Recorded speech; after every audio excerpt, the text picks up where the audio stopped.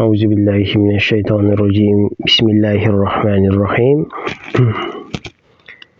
Bir işenimde bolğunun manisi. Danışman zatlar aytışat. Fizika iliminde bir erece bar.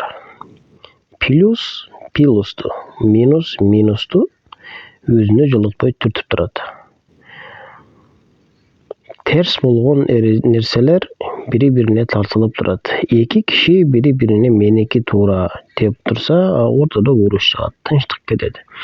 Biri ekisine seniki tuğra dese, uruş bütöt. Tınçlık başlaladı. Ayal menen köyösü da biri-birine seniki tuğra dese, tınç yaşoo bolat ortada. Eköwe teң meniki tuğra, jok meniki tuğra dep oldursa, tınçlık yaşoo bolbaydanday jüldüdü. Her kimde gözünü tuğra bolup kalaverdi. Al emi eköwüne teң biri-birine seniki tuğra dey turgan bolsa emne bolat? Al üyde tınçlık höküm sürüp ilahi mahabat süýü başlaladı. Dos öte maneli bir nerse. Kimdi süýsek oşolar menen birge sıra kalnabız. Kanday jaşasak oşondoy ölebiz, kanday öle turgan bolsak kıyamat günü oşondoy abalda tirilebiz. Kufuf degen söz.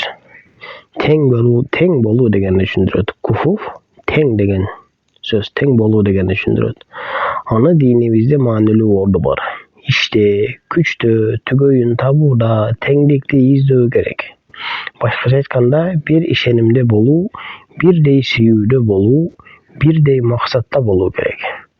Buga köp köңүl burуу gerek bul nersege. Sebebi bul iş öte oğur jana manelүү.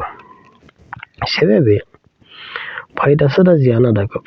Eki adam nafsilerinin arzulары arkasında birge bola turgan bolsa, nafsani arzulары menen birge bola turgan bolsa, munun ahırı jakşı bolboyt.